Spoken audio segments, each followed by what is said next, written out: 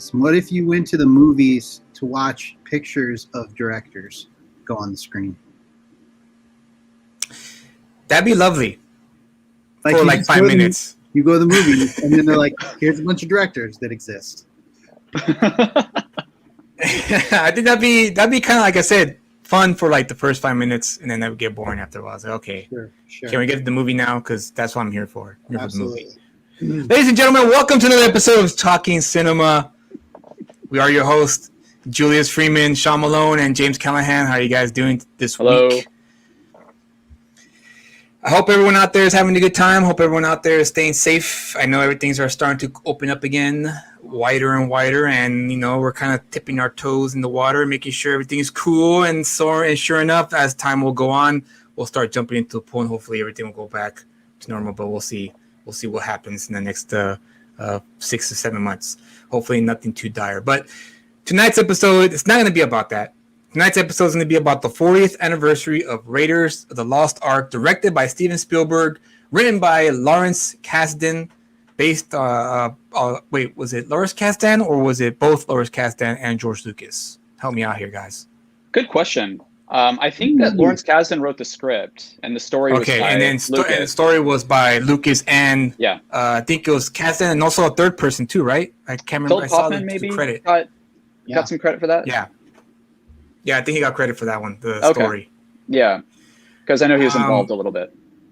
Yeah, 1981. It was released in 1981. It was hot off the press after Star Wars: A New Hope, and also Spielberg's Close Encounters of the Third Kind, Jaws, and I believe that's it, right? And that was Raiders, right? Right. Oh, right. And was Empire that same year too, or was Empire the year before? 1980. Okay, so it's 80. So right off the bat right there, so Lucas and Spielberg were riding high on this wave of success already, and this was a new adventure, a new character, a new story, and so I can imagine people were excited about it and looking forward to this Indiana Jones character. And of course now the movie has become iconic. A lot of movies, a lot of directors and writers have mimicked this film, have kind of used it as a source of inspiration to help them kickstart their own careers or go on their own path. So watching it again last night, and I kind of put myself in the shoes of the new viewer of like, what would I have been? What would I have felt like if I watched this for the first time in 1980 and 81 in the theaters? And after doing that, I realized, man, this movie would have been like, I would have gone to watch it over and over and over again if I had seen it for the first time, because it's so well done. The first sequence, when he's walking through the jungle, and little by little, the team that's following behind starts like dwindling as he gets closer to this, whatever it is that you don't know what it is that he's getting close to, but whatever it is, it's getting more and more dangerous. And a lot more of his followers or people behind them are like, screw this, they're taking off. And you get obviously some shady characters. And then when he enters the forbidden cave, he only has one guy left to this through this cave. And then you find out, then that's when the story kind of takes off, and it's a roller coaster ride from then on. So we'll start with you, James. When was your first time watching this film? How did it what was your reaction to it? And is it a movie that you watch over and over again to this day? Yeah, it is. And you mentioned roller coaster, and this film feels like an amusement park ride, or just like going to an amusement park. And it's a film that I just love to watch. I watch it probably once or twice a year. I like the sequels quite a bit. I prefer this film by a pretty large margin. I think it just is kind of the template for the ideal action adventure in every sense. I don't think there's a bad moment in the entire film. I think it's basically perfect the way it is.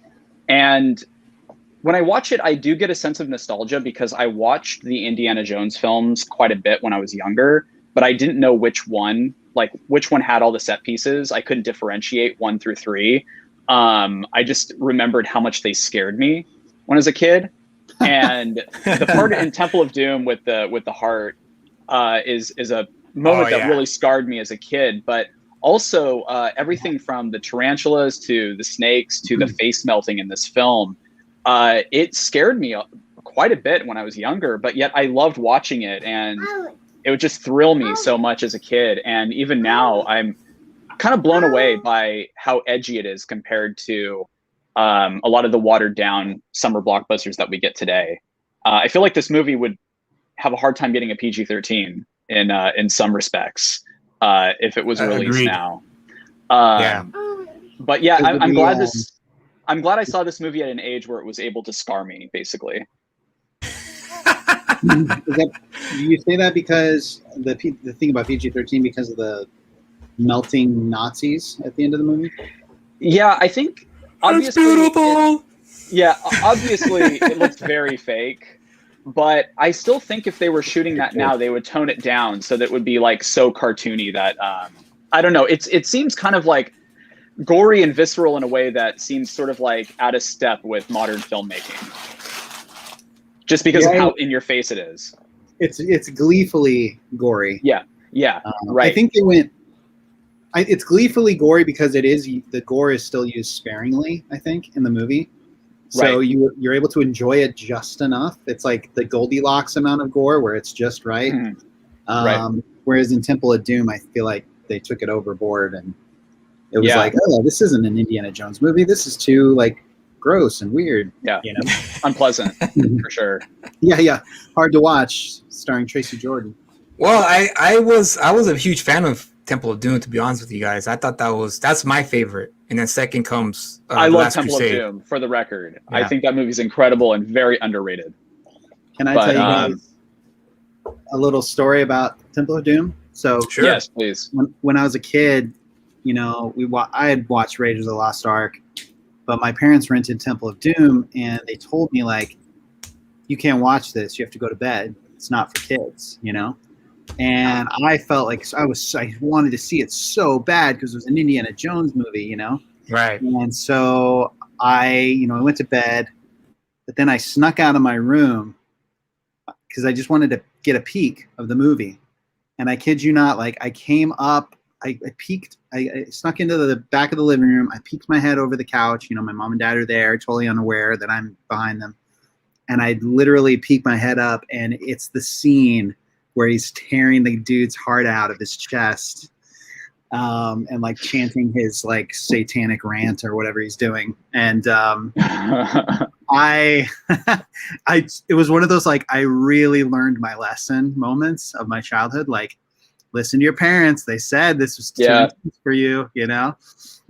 So it was fun.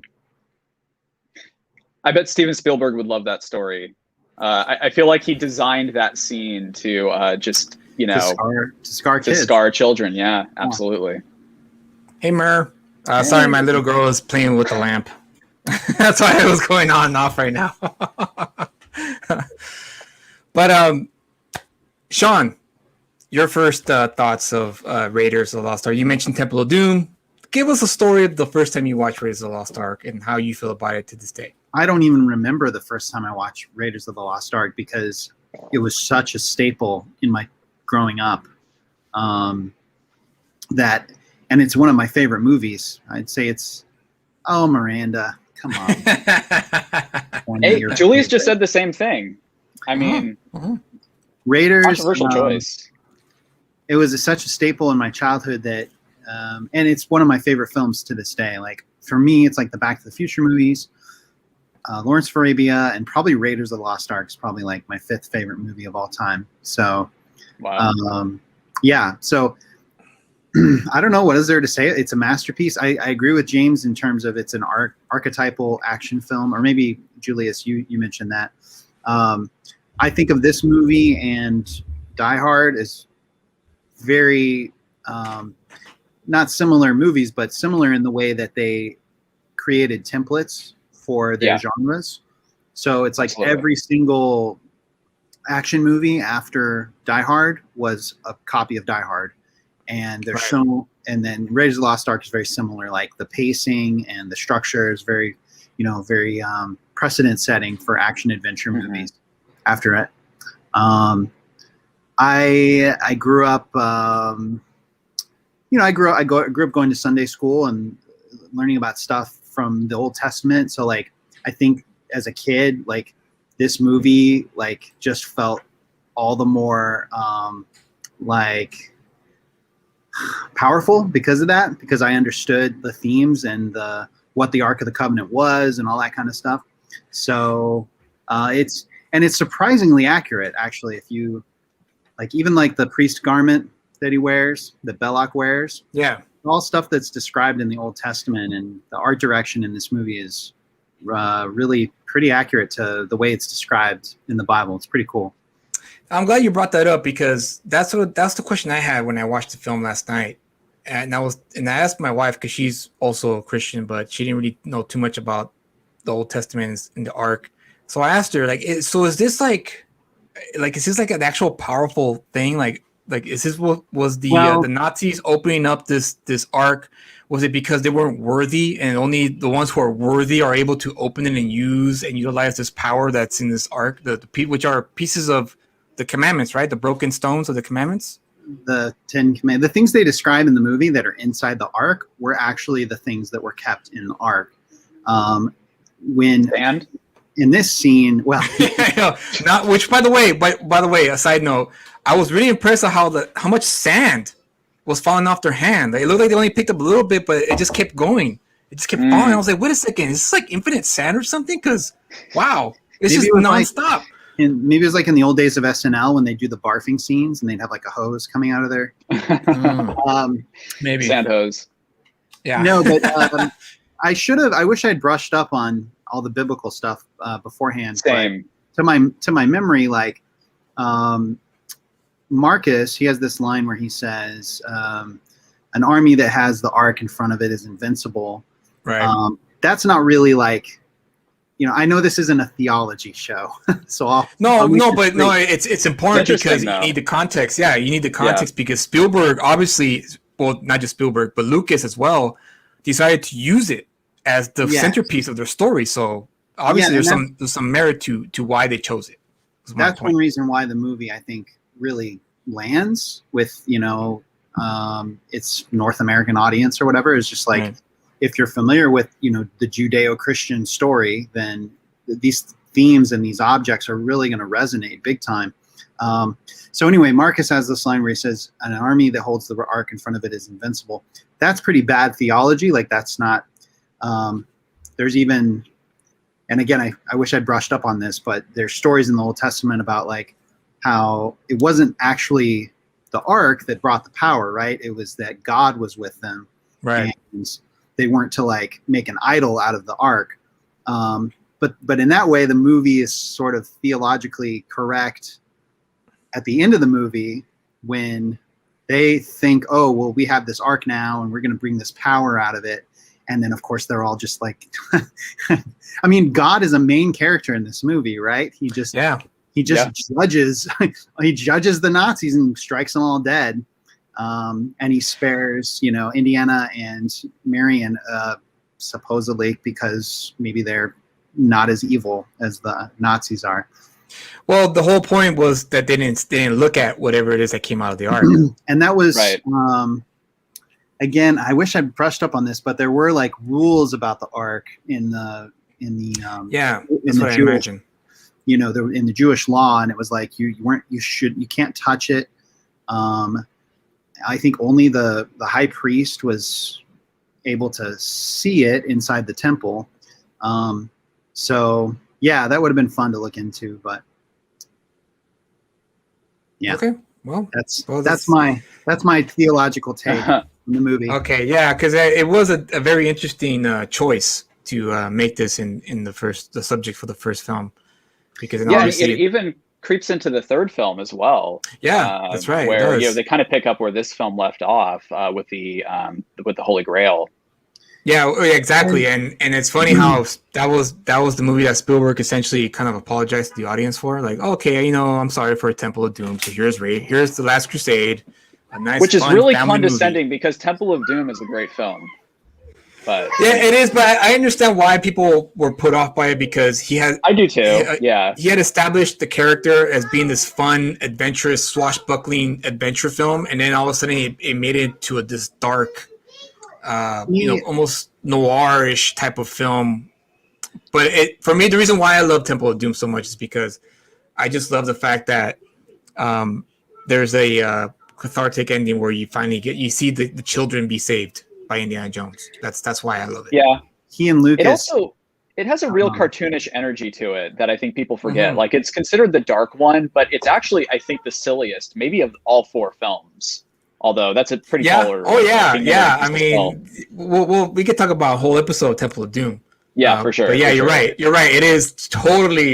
You're right. You're right, James. It's the most cartoonish, like the whole lifeboat scene when they jump out of the plane. That all itself is like it's like the most ridiculous thing ever. And when people complain about the refrigerator, it was kind of like, well, I mean, guys, Temple of Doom. Come on, hello. Like, how can you forgive that, but you can't forgive the refrigerator? Like, come on. I think in that way, Raiders of the Lost Ark is the most, grounded in reality. It is, yeah. Of all the movies, and of course you'd expect that it's being the first one. And I think, in my opinion, Crystal Skull has a lot in common with Temple of Doom, and not necessarily a lot of good things in common with it. In the sense that it's ridiculous and very silly, and it goes off. Not that the like Last Crusade, again going back to the religious themes, that movie lands in a way I think similar to the way Raiders lands, again with like a Judeo-Christian culture, right? So Temple of Doom and Crystal Skull kind of also share in common that they're a little bit foreign. They're dealing with other powers, let's say. Yeah, and then that the main complaint is that he kind of went outside the genre. He cheated, in other words. Yeah, Spielberg cheated by adding aliens to Indiana Jones, and it kind of like cheated. Oh yeah, that's right. I'm sorry, Lucas. Yeah, because I'm sure Lucas was the one. I thought it'd be fun to make a sci-fi movie from the 50s. I love you, George. I love you. That was a pretty good George Lucas. Hey, Kingdom of the Crystal Skull, better than you remember. No, you know what, James? I'll agree with you. I'll agree with you. No. I when I watched the movie for the first time a few years back, I was like, this wasn't that bad. This was actually pretty good. Like, actually did like it. I enjoyed it.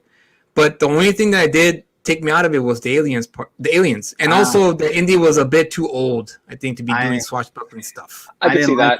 I didn't like it. I dig the aliens. I watched it like a year ago, and I still was like, everything I disliked about this before, I still dislike. I dislike so much. There's this one line in the movie where he's like, where they're interrogating Indiana Jones, and they're like behind the glass, and they're saying, well, he served this country, and he like spied, and during the war, and he did all this stuff, and then we met, and I'm like, all of that sounds more interesting than what you're showing me right now. Like, why didn't you make that movie? And then the other disadvantage they had on Crystal Skull was like all of those. Indiana Jones so much over the years has been about relationships, right? Like Sala and his dad, and of course they did bring Marion back, but like Sean Connery didn't want to do it. The gentleman Denholm Elliott, who plays Marcus, had passed away. Right. Yeah. They didn't bring Sala back, and then they added these characters like the John Hurt character, and people were like, where Indy's like, I've known him for 30 years, blah blah blah, and it's like, but we don't know the audience, we don't know them. There's a new dean at the school who supposedly he goes way back with, but again, all those relationships that you want from the old movies, like Marcus and his dad, they're nowhere to be found. But yeah, exactly. I can see Raiders here. But go ahead, James. Sure. Finish your thought. No. Finish your thought. I was just going to say that I think that that's why he cast a bunch of like really great character actors to fill those roles, because to fill in the character that really maybe wasn't on the page. It's a movie that I like a lot less than the other 3. I just don't think it's the abomination that people make it out to be. I think it's got some great moments and a great first act as well. I think the first act of the movie is classic Indiana Jones, and then it kind of goes off the rails a little bit, but it's still fun. There are things about it that I appreciate, for sure. Yeah. Harrison Ford has, Harrison Ford brings a performance to it, and he brings energy to it. Right? Yeah, he does. And that's what I wanted to talk about too, is the great performance by Harrison Ford.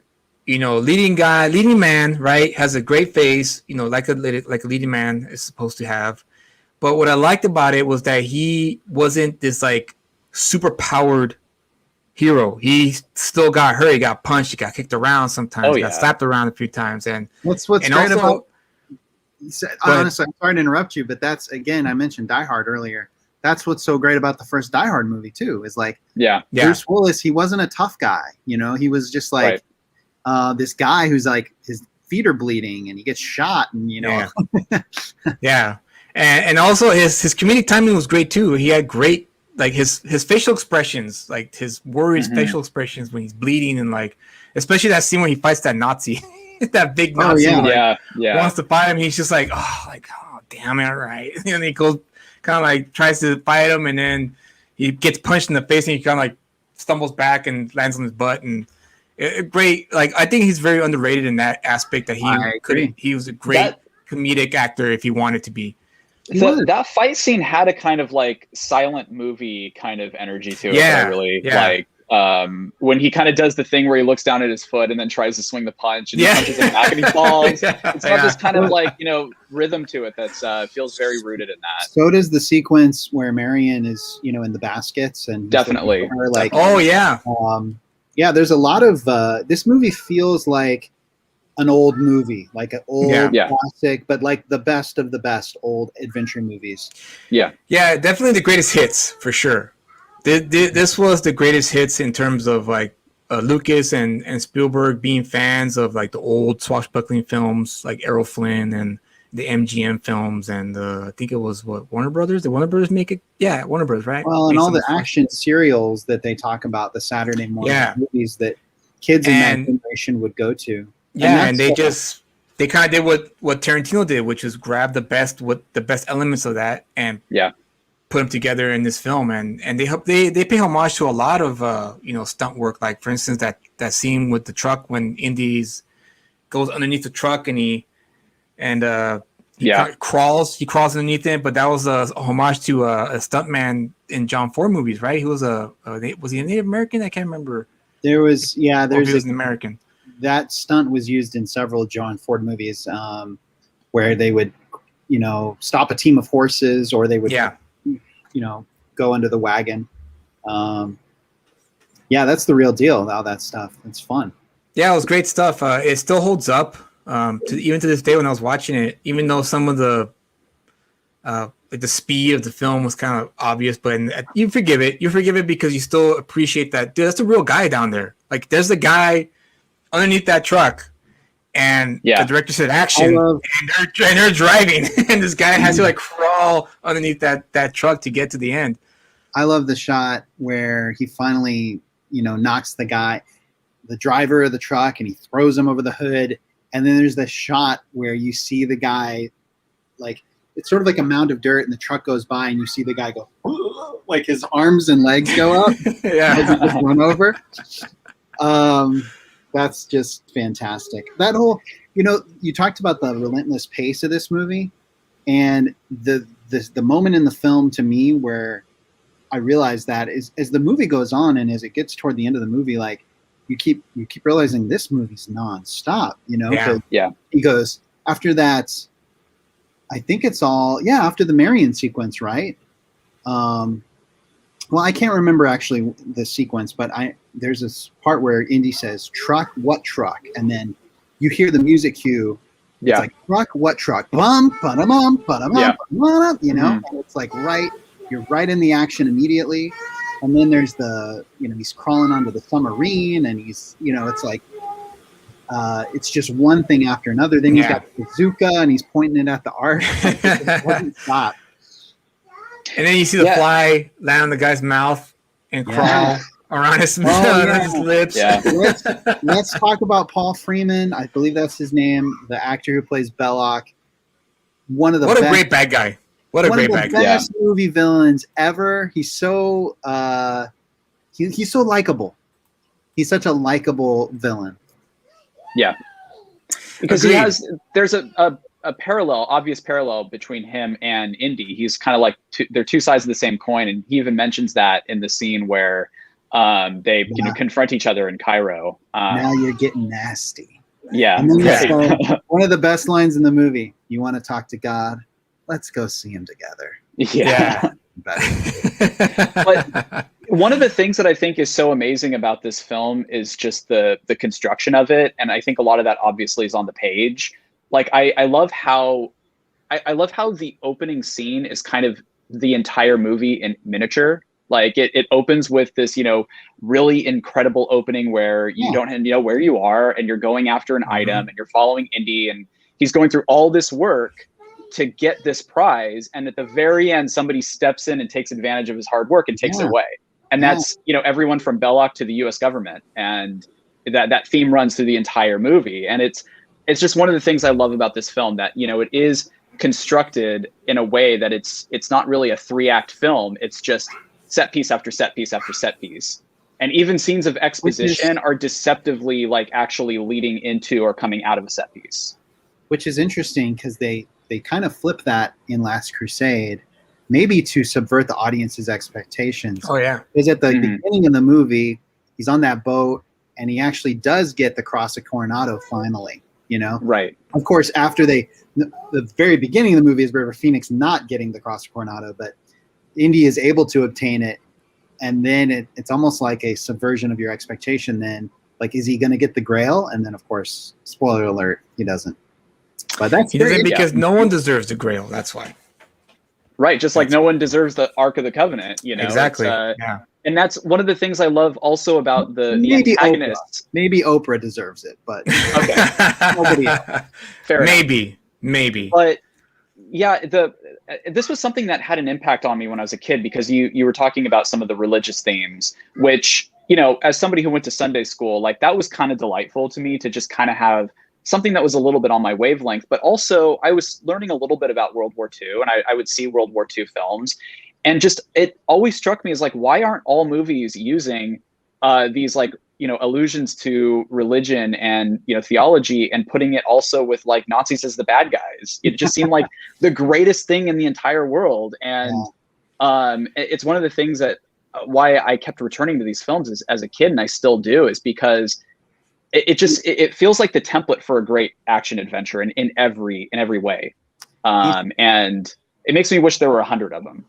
These themes are so good that when other movies kind of dip into them, like The Rocketeer or the first Captain America movie, I'm like, for sure. I love this movie. It's like an Indiana Jones movie. Yeah, It's like crack, that Captain America movie, because it's kind of like the Indiana Jones movie we never got. And I watch that movie a lot because it has the same energy as this film and this series. Yeah, it does. It's great.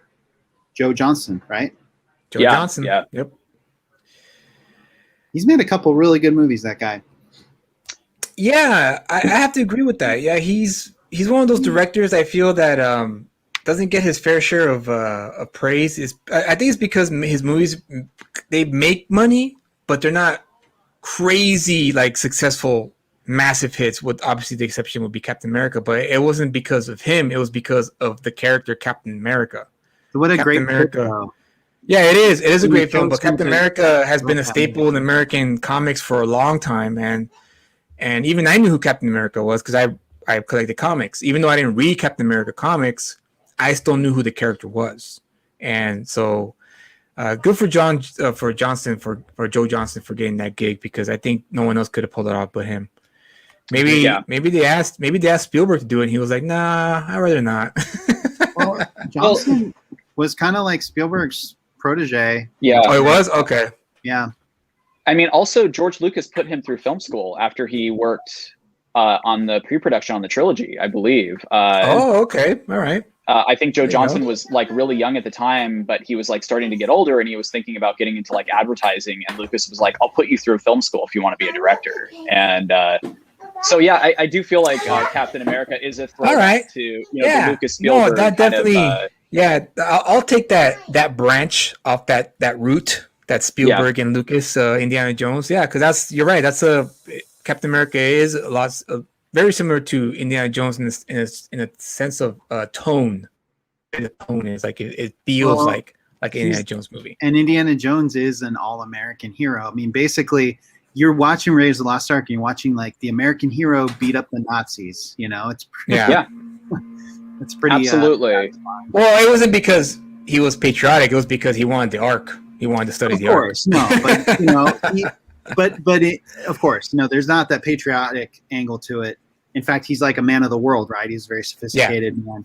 But also, this film is kind of also cynical about the U.S. government because of look at the last shot of the movie, which I think is kind of it's also weird. Men. Yeah, exactly. Yeah, exactly. That's all you need to know. That ending used to blow my mind as a kid. Just Me too. when the camera pulls back, it's like it's almost like, oh my god, I want to be in this world. I want more of this, please. Like this. Every little box has its own little Indiana Jones story is what it kind of just sparked my imagination as a kid. And I still get that giddiness when I watch it now. And it's great. It still gives me goosebumps. That last shot of the movie. Yeah. One of the best last shots in any movie ever made. Was it just me, or did you get Citizen Kane vibes from that ending?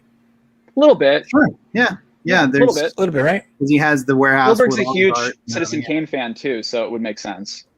Yeah, and all of this coming off of, Spielberg saying, or the fact that Spielberg was trying to like come in, like make a lower budget movie and come in under budget and under his days, because the movie he had made prior to this, what movie was it, James? But he went over 1941. Budget. He went over budget. Oh, yeah, 1941. He went over budget. He went over his shooting days. And, of course, the movie was a flop. And then Spielberg was, like, really setting out to prove that he could make a taut, movie under budget, shoot within his time limit. And they didn't fight. I've read interviews with, like, Douglas Slocum, the cinematographer, who actually just passed away a couple of years ago. He lived to be like 101 years old, this guy. Oh, wow. He shot this movie, shot Temple of Doom, and he shot Last Crusade. And I actually have a story about how he got hired too. But it's funny, when we started this episode, I was like, what am I going to talk about? But Dougie that's what we have you here, Sean. Dougie Slocum said, Spielberg kind of came to him and said, like, this is like a run and gun. We're not going to fuss too much. If the actress's hair is in her face, we're not going to fix it. It's a rough and tumble action movie, and has a grittiness to it. It's kind of how Doug Slocum would talk about it. Real quick, the way he got hired on this movie was that he, I believe, was a combat cameraman in World War II. He was a British gentleman, and Spielberg apparently got to know him and wanted to hire him, and he was working on Close Encounters of the Third Kind, and they had to do reshoots. Vilmos Zsigmond, the great cinematographer, shot Close Encounters of the Third Kind, but that's the scenes in India where they say, where did this come from, and they all point to the song, that those scenes were pickups, and apparently the studio, there was a whole bunch of drama with Vilmos Zsigmond in the studio, and they thought Vilmos Zsigmond was like responsible for making the movie go, over its days, over its budget. So Spielberg very adeptly chose someone else to shoot the reshoot, and it was Douglas Slocum. Oh wow. And that's how Spielberg and Douglas Slocum first worked together. And then Spielberg said to Mr. Slocum, like, hey, well, don't worry, we'll work together. Like, I'll hire you as a DP on one of my next movies. And then this is what they ended up doing together. Wow. Yeah. And this is also I believe that the Indiana Jones films are the only films he's used him on, right? Correct. Yeah. And but just to give this a distinct look. Mm-hmm. Yeah. And which really is interesting. Beautifully, impressively shot movies. Well, so it's funny too, because Julius mentioned in the beginning that you have all of this talent and all of this success that's coming into this film, but it is it's definitely worth noting that Steven Spielberg was coming off a huge flop, and he also had a reputation in Hollywood, even though he was, making hits, that his movies went over budget and over schedule. So on this film, he had a lot to prove, and he was kind of hungry again. And the result is a movie that I think is one of the best directed films of all time, and also looks like one of the most expensive movies ever made for its time.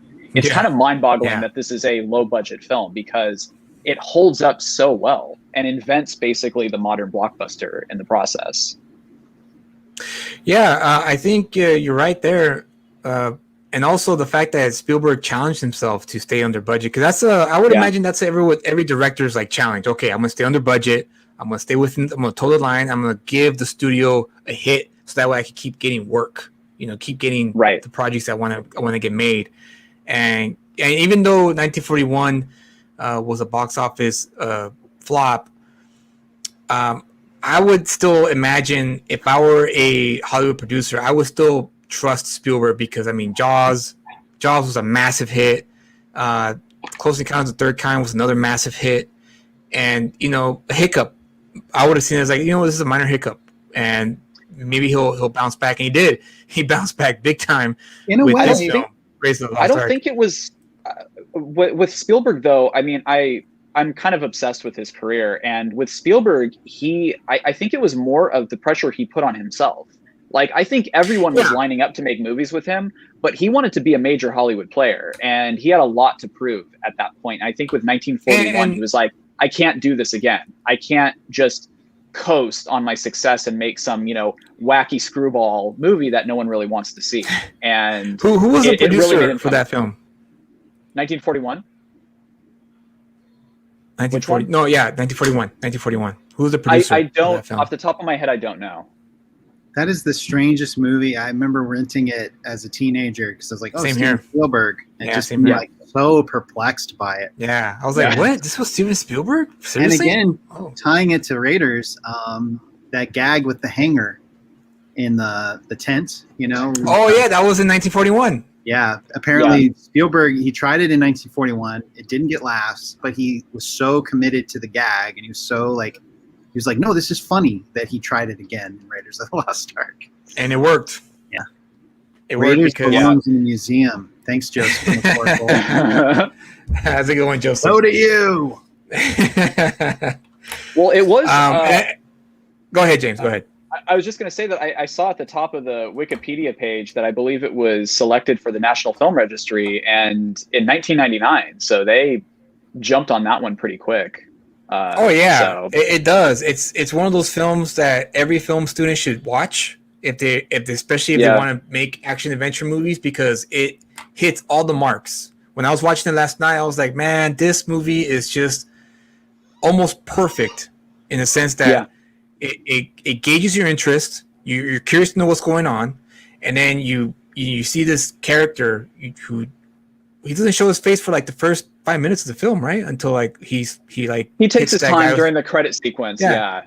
And piecing him out a little bit at a time. Yeah, and then you see he enters this like forbidden cave with all these traps, and you find out, okay, this guy's brave, this guy's courageous, and then in the end, when he gets that golden idol and that big rolling ball, man, it became iconic. But I can imagine 1981 was like, oh my god, this is freaking phenomenal. And the combination of George Lucas and Spielberg, I think, was probably one of the best combinations that Spielberg and Lucas, or Hollywood, could have ever produced. Weirdly enough, with Lucas being a part of the project, from my understanding, Lucas is kind of the one that taught Spielberg like how to stay under budget and how to. How to focus his shooting in a way that he wouldn't run into issues where he didn't get all the shots he needed and, thus going over budget and over schedule. But, if I'm not mistaken, I think Spielberg then developed a reputation after Raiders of always coming in on time and under budget. So, I think he learned a lot from George Lucas, who, maybe is a better producer than director, if I may say so. And ID Crisis mentioned Alfred Molina. I think we need to mention Alfred Molina, because even though his part was small, it was memorable. Yeah, for sure. This character was so like, I wish that we would see more of him. Kind of like the character in The Mummy. Remember that film, The Mummy? Yeah. I forget the character's name. The skinny, he has guy all the different religious symbols on his neck. Yeah, the Weasley guy. So and I wish they would have expanded this character and kind of like have him around so that way he could be like, is he or isn't he? That type of deal. But I get it. It was a little throwaway part, but that movie too. It was fun. The Mummy was a fun movie, and it had an Indiana Jones vibe to it. I put this on the screen because apparently this just dropped today. These on-set pictures for Indiana Jones 5, and oh wow, oh boy, yeah. Why? And apparently, one of the headlines I saw was, and I haven't looked intensively at this. My brother told me about it, but one of the headlines is they were teasing a de-aged Indiana Jones for this movie. Well, apparently that wasn't true. Oh boy. No, it's funny when you had this picture up. I was thinking while I saw it up, I was like, I don't remember Toby Jones being in Kingdom of the Crystal Skull. Yeah, I don't. I mean, I love Indiana Jones the character. I just sometimes I feel like they should just let some things either die. If you want to keep it going, then at least kind of do like a James Bond thing where you either recast or you kind of pass the torch, sort of say. Well, you've seen the interview where Harrison Ford goes, they're like, oh, are you ever going to pass the torch or whatever? And he's like, I'm Indiana Jones. When I go, he goes. Have you ever seen that? No, I've never seen that. It is so I haven't seen funny. that. It's so funny. Oh, dude. He's like, I'm Indiana Jones. Find that clip for us so we can play it. We can play it because I would love to see that. Yeah, I actually have a lot of thoughts on that fifth Indiana Jones film because, I obviously I'll defend Kingdom of the Crystal Skull, but I will acknowledge it's not the greatest movie. But I was very excited for Spielberg to take another crack at it. It feels like like you said earlier, Last Crusade was kind of a response. I thought he wasn't directing this one. He's not, and that's the thing that bums me out. Like, I think James Mangold is a fine filmmaker, but once Spielberg dropped out, I was like, why are we even doing this now? It doesn't make sense to make this film. You don't have Lucas. Why did he drop out? Why did he drop out anyway? Well, at the time, there wasn't a reason given, but it turns out it was because he was working on a script with, I can't remember the writer's name off the top of my head. The guy he collaborated with on Munich, I believe, and Lincoln. Tony Kushner, I believe. Kushner. Yeah. And so they collaborated on a script based on Steven Spielberg's childhood, and he's going to shoot that this summer. And so I guess he just walked away from Indy because he was like, you know what, I'd rather tell a personal story. So I'm kind of more excited for that film. Wasn't he contractually like? I read that he like abruptly left. Yeah, well, it was unexpected. He like respectfully walked away, and I think they announced at that time that he was giving it his blessing and handing it off to James Mangold, who's I think kind of a protege type of filmmaker for him. That's odd. Well, whatever. Are you ready? Let's see. Yeah, let's do it. Is it on the screen? Yeah, it's on screen. Okay. Raiders of the Lost Ark. What the hell? Who would you like to see as Indiana Jones? Nobody. It's going to be Indiana Jones. Ever. Don't you get it? No one. I'm Indiana Jones. So when you're gone, it's gone. When I'm gone, he's gone. He looks like an old hippie.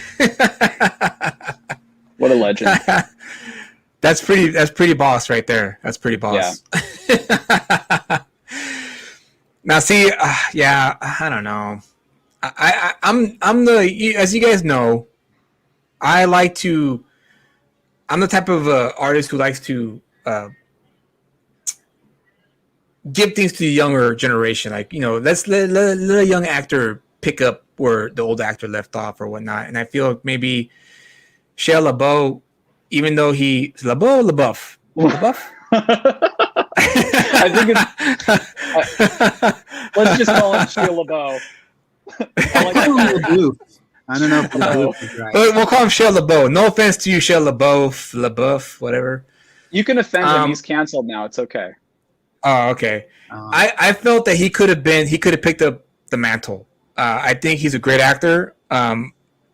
but I think that he's gone to a place where, like you say, well, I don't know if he was canceled. I had no idea about that, but I know that he wanted to do serious stuff. He didn't want to do any more of the big blockbuster box office type movies. He wanted to do a smaller indie stuff. So I think Shia LaBeouf would have been great to as a continuation of the Indiana Jones character.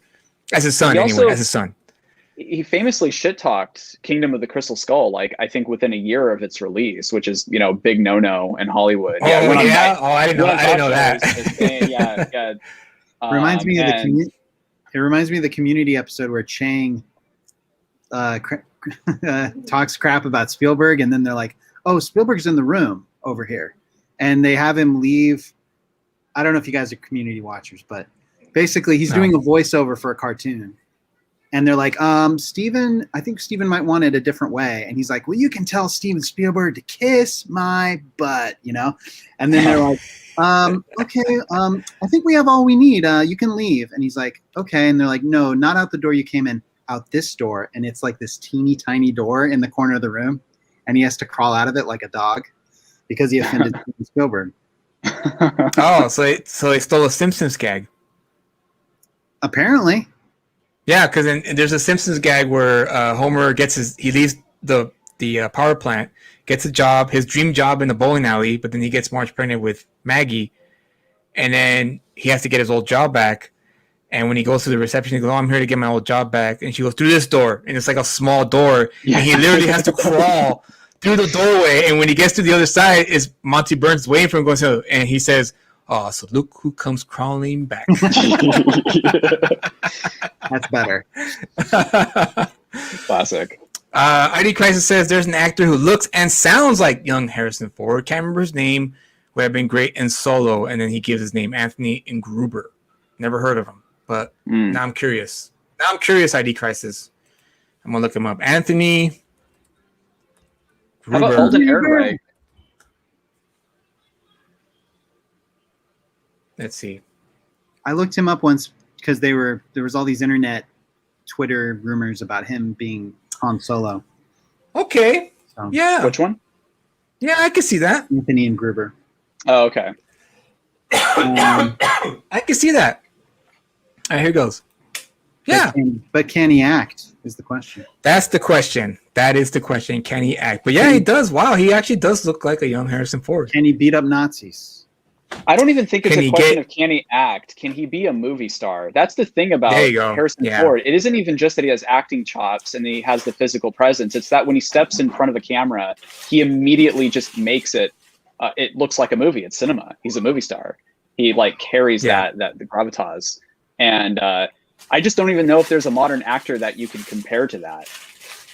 I mean, I don't know who this guy is. He just looks like a random actor, but I can't think of I know, seriously. I can't think of even a popular actor that could fill those shoes. So can we just agree then that Indiana Jones should just die with Harrison Ford? Yeah, I'm okay with that. Okay. Yeah, I think. All right, well then, I just hope that he gets a proper send off because I personally believe that Indiana Jones should have ended with Last Crusade and just keep it at that, and just have Spielberg and Lucas say, "You know what, guys, we told all the stories we wanted to tell. I apologize, but we're not going to make another Indiana Jones ever again." Well, I hope with the fifth film, and this will be a huge missed opportunity if they don't do this, I would just love to see it end with Indiana Jones going to see Star Wars in 1977. That would just be a great way to bring everything full circle and back where it started. But I have a feeling they won't do that. Oh, well, speaking of which, talking about crossovers, there was a comic book. I think I mentioned it in the previous episode on Talking Cinema, but I can't remember if I did or not, or if there's another stream. But there was a comic book when Dark Horse used to own the license, not own the license, but used to have the license for the Star Wars property. And there was I think they produced a few Indiana Jones comics as well. Lucasfilm licensed it out to Dark Horse Comics. And so there was one issue where Indiana Jones finds a skeleton of a Sasquatch. And he's trying to make sense of it. He doesn't understand, what this creature is. And in the end, you find out that it's actually Chewbacca because they when he leaves and says, I guess some things are just never going to be solved or whatever. And they pan out, and you see the Millennium Falcon like underneath all this like green swamp plants, and you find out like, oh, it's Chewbacca. It's fucking Chewbacca. Yeah, great comic. Great comic. Galaxy Far, Far Away, a long time ago. Galaxy Far, Far Away. Yeah, fantastic. It was a great issue. I was like, wow, this is how you do comic books here. This is how you add to the mythos of these like properties like Indiana Jones and Star Wars. I just wanted to throw that out there because I thought it was a great. That's fun. That's fun. What would be even weirder is if he had found Han Solo's skeleton. I think he does. Now that I remember, I think he does. Yeah. He's like, wow, we're the same height. Interesting. Yeah. He has the same skeletal structure as me. Yeah. So back to Raiders. Now, the influence of this film has been great, grand even, not just for cinephiles, but moviegoers alike. Us three were cinephiles. We love, cinema. We love films. We study it. We appreciate the art form and everything. But this film, I'm sure you guys have experienced the same thing, has had a profound effect on just regular folk, people who don't even like cinema, people who just watch movies to consume them for the sake of entertainment. And the reason why I say that is because I have a story to share with you guys, and I think you guys will appreciate it. And if Spielberg or Lucas ever runs across the stream, hopefully they will appreciate it as well. But when I was about 23, 24, I was I was at a party, and my friends and I were drinking, having a good time. And my friend, who shall remain nameless, it's not a cinephile. He hates everything. Whenever I talk about acting or screenwriting, he just shuts me down. He's just like, Julia, shut up. I don't care about that stuff. Is the movie good or not? That's all he cares about. Is it entertaining? Mm-hmm. Would I like it or would I like it? That type of deal. Yeah, for sure. But I will say this. So that night when we were all, having a good time, and then when it was time to go home, he was parked in a tight spot. So he had, I guess other cars had parked around him, and it was like a very narrow street. And he had those big, huge 1980s Mustangs. How I think there was a few years where they created like these wide, almost like huge, Mustang cars, right? So he was like, "Dang, man! Like, how am I gonna get out of here? Like, I'm gonna be stuck here." And then he's like, "Screw it!" So he turned in his car, big old heavy engine, and he's like, let's just put it this way: it's just because he's scratching the other cars that are parked around him, and he's driving through this narrow pathway. And he's scratching the cars like, and as it's going on, he's going pam, pam, pam, pam, pam, pam, pam, pam, pam, pam. Wow. As he's scratching all the cars, and then when he finally gets out into the street, he like peels out. We peeled out, and we're all busting up laughing. And that man's name was. But I thought it was hilarious that he was actually humming the John Williams score Jones as he was trying to get out of this narrow street, scratching all the cars as he was driving by. Influence runs deep. Classic. It does, it's woven into the culture. Even people that haven't seen the film are aware of the set pieces. Yeah, and it's when before we did this stream, I thought of that story because I thought it was one of those memories that are ingrained in my head because I thought it was the funniest thing ever. Because at the same time I was scared too because like, oh my god, what if some of these guys who own these cars come out and they want to start crap with us? But he was fearless, man. He was just like, you should have seen him. He was just laid back. He was just like, and he's going bam, bam, bam, bam, bam. Sounds like the ride. Have you done the ride? Yeah, years ago. Yeah, love the ride. It's so good. Do they still have it or no? Oh yeah. If they got rid of that, I wouldn't go to Disneyland anymore. So they still have it then? No, of course. Yeah, they still have it. Okay. Oh yeah, they have. It's not going anywhere. I think I read they were sprucing it up too. Really? Okay, That'd cool. Be great. Cool. So then, That ride, if you believe it, that ride is 25 years old now. It's crazy. 25 years Yeah. old. Yeah, because they Wow. released it on the 40th anniversary of Disneyland. Wow. Wow. Yeah, it's been a Yeah. while. Then. It's And been. I still remember Wow. the 40-year anniversary song from Disneyland too, if you'd like to hear it. Sure, why not? Yeah. Jay? Why not? 40 Sure. years of adventure, Wow. 40 years of fun, Oh, I thought you were gonna keep going. 40 keep- years something. Don't remember the rest of the words. I don't know how I don't remember that, but I do. I definitely went on the Indiana Jones ride when it opened, and I was like, "What year was it? 96 or something? 95?" Back in 19 Hubba Dubba.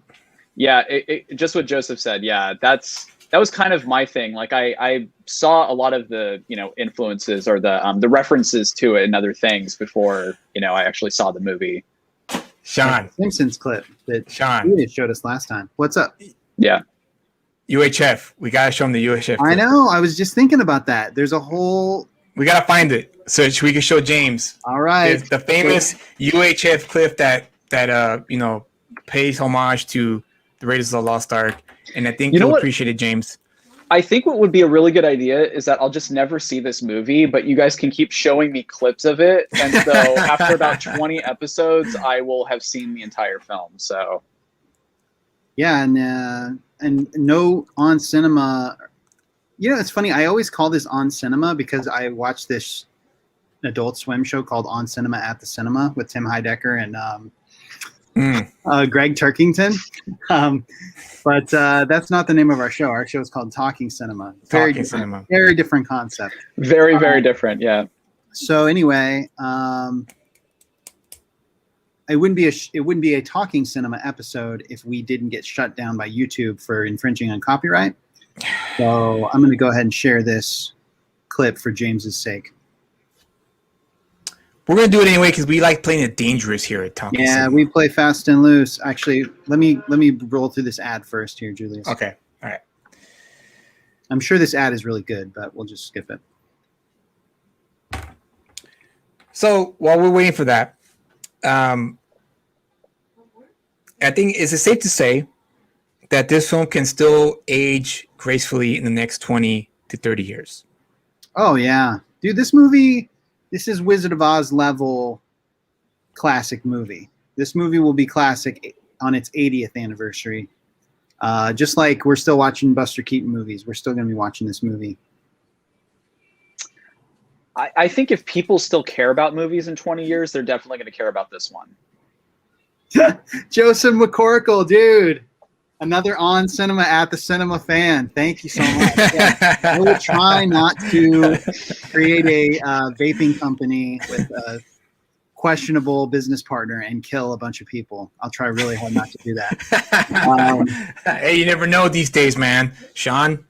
And speaking of the On Cinema at the Cinema Oscar special, we're about to show you this clip from UHF, which is Oscar adjacent. Here we go.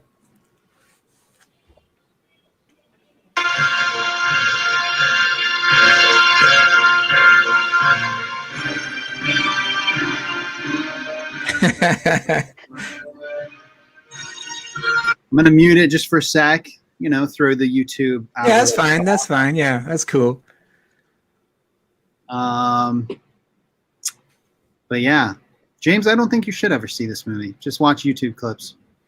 I think that's what I'm going to do. Just watch it. I feel like I would once, just at end up least. being.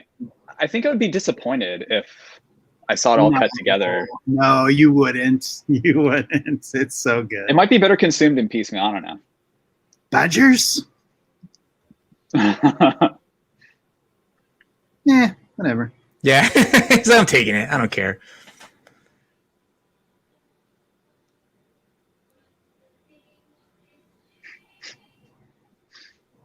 Very like Naked Gun-esque sign there. Airplane. Yeah. Zucker Brothers-esque. Mm-hmm. This is what this show should be, is just us talking over clips. Of this movie. Yeah, Of UHF. of this movie. Yeah, exactly. Which is funny. There is actually a Comedy Bang Bang episode where Weird Al tries to win an Emmy all episode long. So he's really trying to EGOT from all the looks of it. There's got to be a song he wrote about trying to win a Grammy. Yes. Maybe even a Tony. Yeah, maybe. I'm gonna win a Tony. There we go.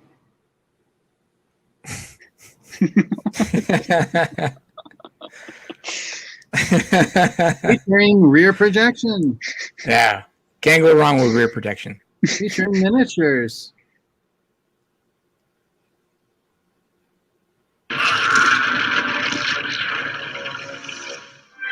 Wow. There you go. Is that how it ends? That's the first few minutes of the film. Yeah, Oh, no, wow. that's the beginning of the movie. That's the beginning of the movie. It's the beginning of the movie, dream man. sequence. So did we get shut down on YouTube? What's the verdict? I think we're fine. I think what shut us down last week was I think it was The Simpsons, because now Disney owns them. Yeah. And Disney don't play around with their property. No. They will come after you. Shut you down. They will cut you. They will cut me, exactly. They will cut me. I think UHF is like, who cares? I don't care about Leonard Yankovic. They're like, someone likes this movie? Let them watch it. Disney is you can watch it for free. Disney is the Bon Qui of movie studios. Yeah, Disney. My nemesis. I think, that's right. We didn't even cover. Nah, let's not touch that. It's been an hour. I think we've covered up pretty much everything. You guys want to rate it? Sure. 10. Easy 10. This might be my first Talking Cinema 10. Well, no, because we did Back to the Future. But Yeah, which was all 3 10s? Yes. I think it was all 3 10s. Yeah. Back to the Future was all 3 10s. I mean, it's a great film. I mean, come on. I mean, you got the Bobs, and you had Spielberg producing it, so it was bound to be a hit. I told my John Williams story on this show, right? Where how I got John Williams' autograph. Yeah. Yes, you did. Well, I'm going to tell you twice. So when I was right? a kid, What was that, James? No. I think I remember Sean saying that he would give all 3 movies in the trilogy a 10, right? of the Back to the Future movies. Yeah. Absolutely. Yes. Yeah, that's a real fanboy take, I think, on that trilogy. Oh, dude, but, I'm going to be a fanboy about those. Yeah, for sure. This movie gets a 10. Last Crusade gets a 10. Temple of Doom. 9.5. I'm going to give it a solid 7. Oh, Wow. Come on. What the? Come on, Sean. Come on. Hey, we're all about controversy here. 7? 7, really? Yeah. Well, What about Crystal Skull? What about Crystal Skull then? 6. Okay, all right. And te lo paso, pues, te lo paso. That means I'll give you a pass. In Okay. Spanish. Yeah. James? James? So I definitely think it's a 10, obviously. I mean, how could you possibly give this movie anything less than a 10? Objectively and subjectively, I just can't think of that many films that I like more than this one. I mean, it's up there. It's elite. It's one of my all-time favorite movies. So, yeah. Yes, a 10 for me as well. After watching it again last night, I was still entertained. I was still hooked. I didn't even look at my phone once, which is a testament to its power. Yeah, these days really says something. Yeah, and 10 for sure, because it's one of those films. Again, if you're an aspiring filmmaker and you're going to go to film school, this is a film that you should put in your list as the bar. This is where you want to reach. This is where you want to get to. You want to get to this level of storytelling. Maybe not so much budget or production design, whatever. I'm talking about level of telling a story, especially one as engrossing and captivating like Raiders of the Lost Ark, because it deals with not only Nazis and spy work and all that, but also deals with archaeology and even mystical elements. Because that ending, man, was, I remember as a kid going like, what the hell am I looking at? What is this? These it had a spirits that huge come out of the impact ark. on me. Yeah, and you know the faces melting off, and I know you mentioned earlier that it looked really bad, given in today's world, but back then that was revolutionary. Back then, that was like whoa, I had never seen that before, and that was ILM too. That was when ILM was still figuring out what kind of practical effects they can still use before computers came in and took it all over. But I would imagine 1981, that was like, oh, dude, that is gruesome. Oh my god! And of course, that famous, oh, it's so beautiful. That's like Venture Brothers has spoofed that. Lots of shows, lots of movies have spoofed that one scene.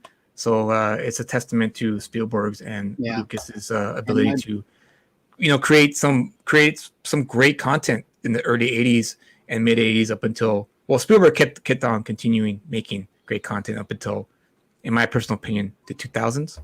But he was still a powerhouse in the 90s. James. He was like, he's like, well, maybe we'll have a conversation about that in 1 week's time. But I do want to say one more thing about Raiders that I keep forgetting to bring up, which is, and just going back to what you're saying about studying it, if you're interested in filmmaking, just when it comes to creating visual geography and blocking a scene, I can't think of any film that's probably better than this one. It's very effective economic filmmaking. And we brought up the scene with the baskets earlier and how that kind of has a silent movie energy to it. But every time I watch that scene, including just this last time recently, I am always amazed that I always know where everyone is. And I feel like a scene like that would be so easy to like just kind of get lost in the shuffle of it. And a lot of filmmakers are all over the place with their camera, and it's kind of hard to follow action sequences like that. But with this film and that scene in the entire movie, like I always understand where I am geographically. And it's, Spielberg's very talented with that. I don't think there's any other director that's quite as good as he is when it comes to, blocking and geography. But Raiders is just like, I think one of the most well-shot action movies of all time, even compared to movies made today. That's Agreed. Wow. Well said. Well said. No, you hit it right in the head, James. It really is one of those films that you can watch over and over again. You never get bored of it. And there's always a lot more to take from it whenever you watch it a second or third time after watching it the first time. Mm-hmm. And you catch little small things here and there, little small lines and that you missed the first time around. But yeah, this was definitely a film that was a lot more grounded because I think they really didn't know what they had yet.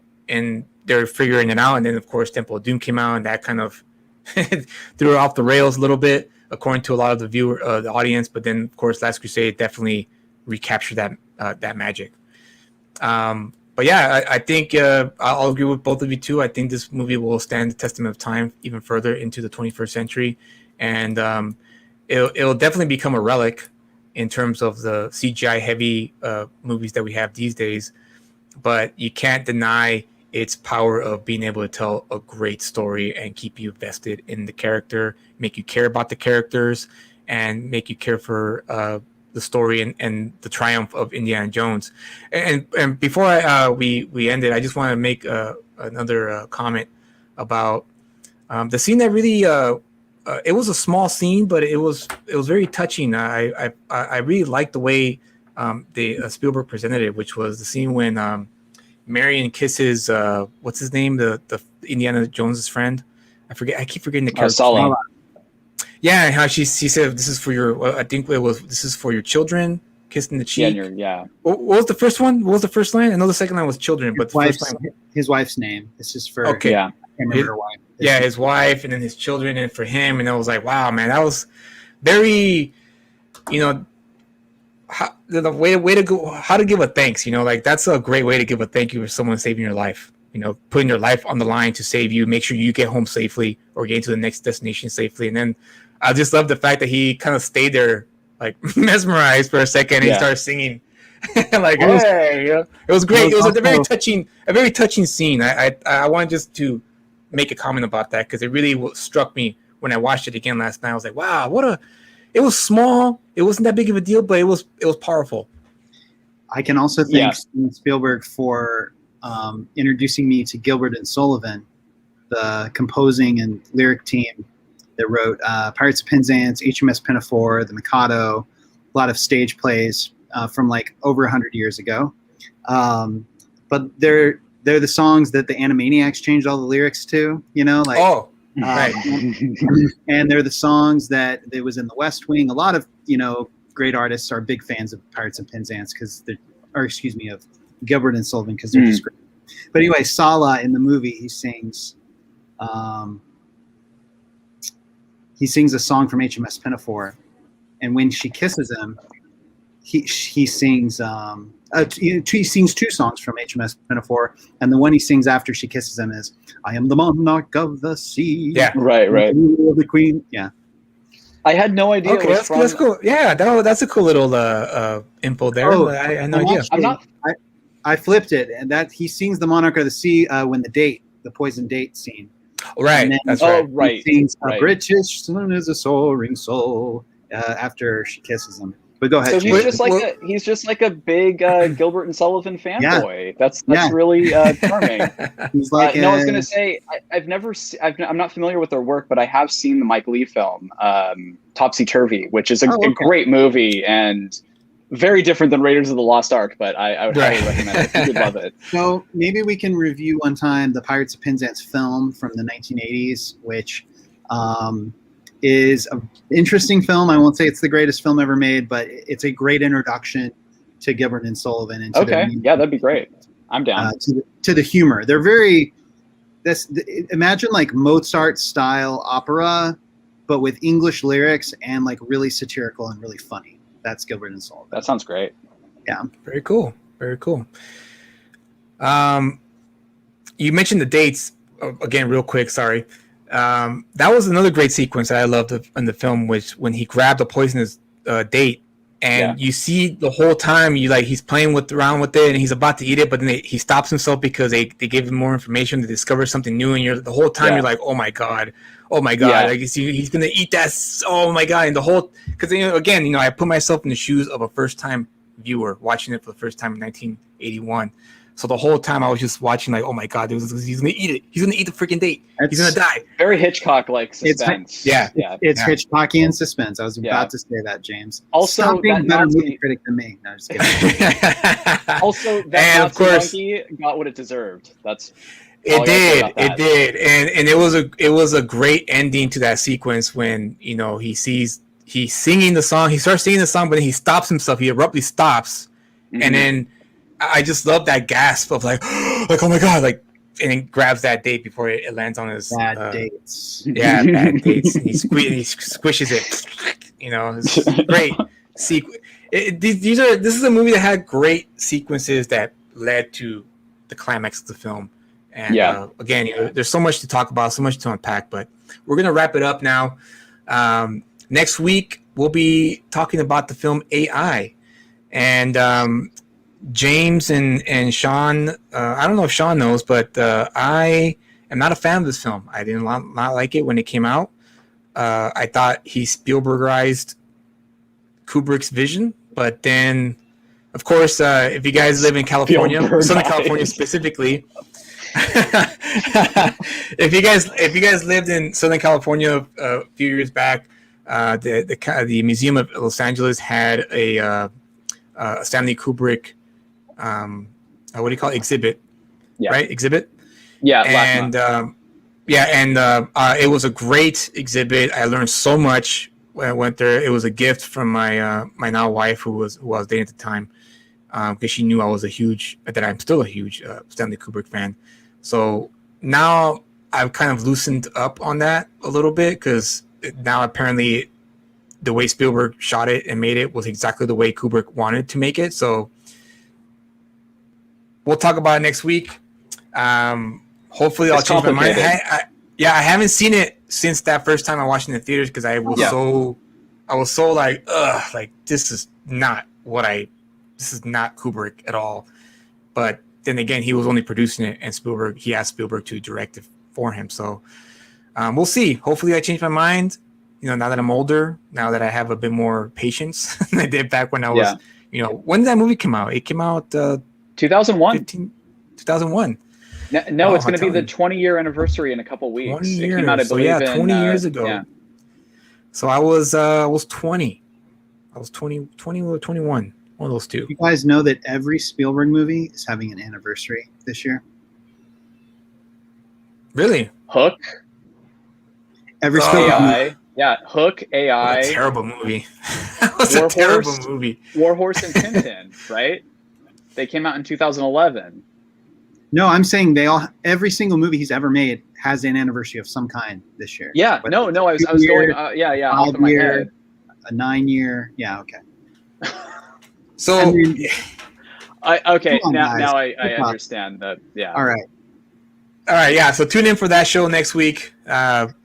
AI, directed by Steven Spielberg, produced by Stanley Kubrick. Then the week after that, real quick, we will probably be doing terrible films. We might do a string of terrible films. Cinema has its great gems and diamonds in the history of it, the rich history of its, since the first motion picture camera was created.